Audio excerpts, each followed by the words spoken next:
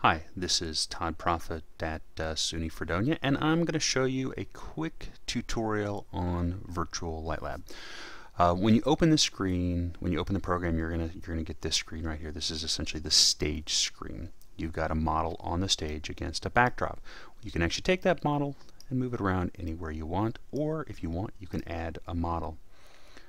Right now, I've actually purchased the several more models that I can use. It's a model add-on pack. If not, you get Lucy and maybe just a couple more with the base program. Once you get the model, you can light each model individually, and you just double-click on the model. Okay, then you're going to get into the lighting screen, and you can light that you're only lighting that individual person. As you're looking at the model, the thing to remember is the model is standing in the center of the stage, and this is a physical grid all the way around. So if you wanted to hang a light on top, you just grab the light and you can move it. You can move the light to anywhere there's two lines cross. So I can move it to here. So the center line is actually right above the person. Pull it back and it's going to be right behind. Or if you want to do a front light, you have several different options for a front light. But you can move it around to be a side light, or low lighting, okay, or even more of, say, a box boom position. But anywhere where there's two crosshairs, you can actually move the light around. If you want, you can add another light. Simply go down here to the light and drag it out. Okay. Then you can start doing things like your three-point modeling. But obviously, wow, this is way too bright. We need to change the intensity. So if you want to change the intensity, you can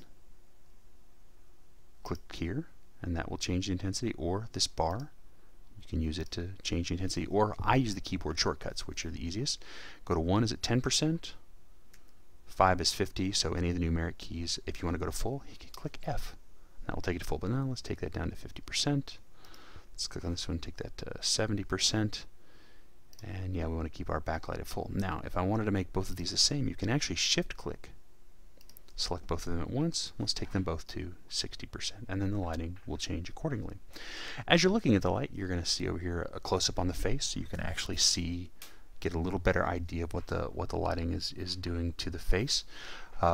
If you want, you can actually click on Paint, and that will bring up something. And it's actually going to let you paint the person. So if the person was orange or blue or something like that. The thing is, it doesn't just change the clothes, it actually changes the whole body. And I just Command Z, I just clicked undo to fix that back up. Alright, so once you get the lights where you want them, you can start to add color. Below you've got a really large library of colors you can use. One of the reasons why I love VirtualLab is I can sit in here and I can change colors out quickly and click until I get just the right color that I want for the scene. Now, the thing to remember is this is not an exact replication of what the lighting is going to be. It's close though. I could do this in a real light lab, but for me to test test 500 gels would take a long time. This is a really quick and easy way in which you can change colors and sort of get a sense of what you're going to want what colors you're going to want for the particular scene. Oh, that's just ugly. And this will allow you to again experiment and play around. Once you get the lighting where you want it. Oh, before I forget, colors. If you want, you can also click on a box over here, or you can drag. If there's colors that you use a lot and you want to keep, you can just add them to your quick color. So if I've got a palette that I'm thinking about for a show, then I'll actually just put them in here so that I can so I don't have to search all over for the colors that I want. Alright, once we get everything where we want, then we can actually go back to the stage screen and that person is lit. Well, if we want the entire stage to look like that and everyone on the stage to look like that, you can actually go into their model, you can copy the lighting, then you can come over here and then you can actually paste the lighting. If you want, you can also have it show you or remind you real quick where all of those that lighting is coming from. And again, that was under model, wasn't it? Yep, show color key. Once you get the people set up the way you want, you got the background, you can double click the background and change it, and you can just, like before, you can use any color you want. You can make that the background color.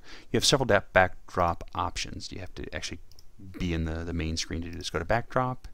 I can see what that light looks like on a blue backdrop, a black backdrop, and this is in theory, so if it's black it's going to absorb all of the color.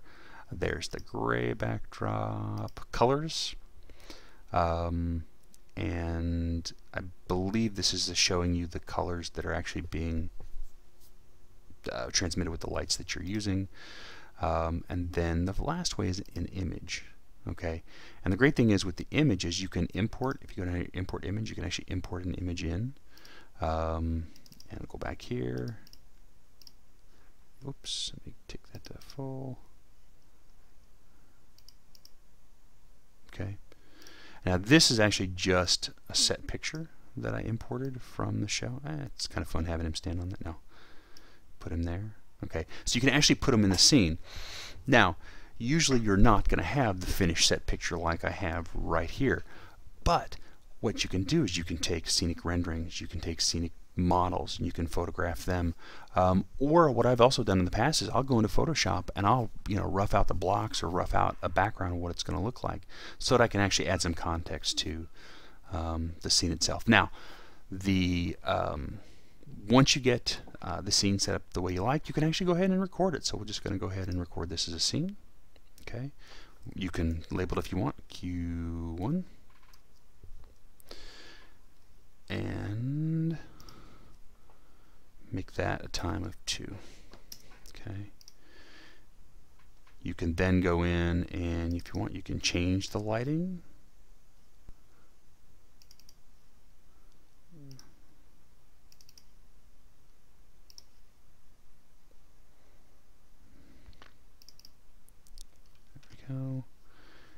And let's go ahead and add in a footlight too. Oh. One of the things I already tell you I forgot to mention was you can also add templates to the lights just by putting that in. Just grab the template and move it. VirtualLab only comes with one template. It's only a breakup template, so you really don't have any much choices in that, but this will at least allow you to add some texture. So once we've got her changed a little bit, then we can actually go in and record a new scene. Alright, and again this will be Q2. Make that a 3-second cue. Okay, and then we're going to go in and we're going to change his lighting a little bit.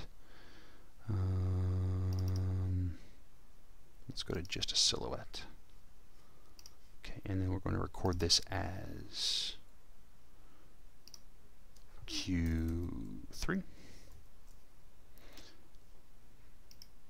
time 1, and last but not least we're going to record a black scene to end it. Alright, once you get these all done, you can go back and you can load an old cue if you want. So we can load that scene to the stage. Okay, or if you want you can actually go to the slideshow and you can actually play through the cues.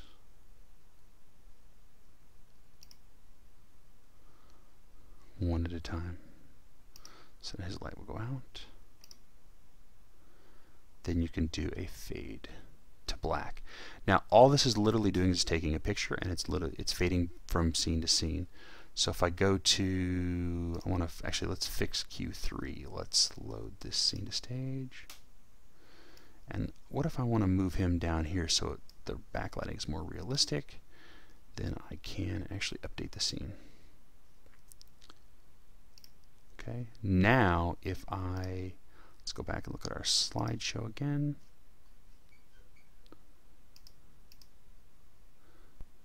When you hit play, see it's just going to fade him from one place to another. He's not actually going to move.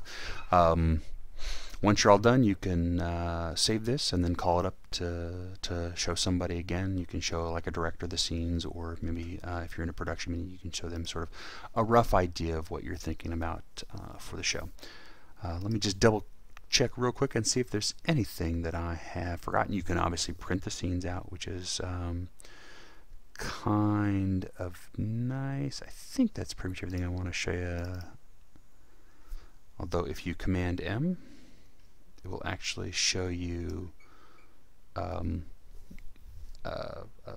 sorry, it will magnify the scene.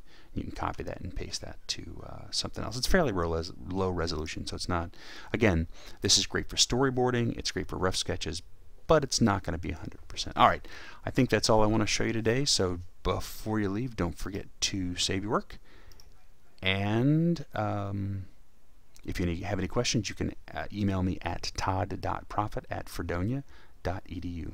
Thanks.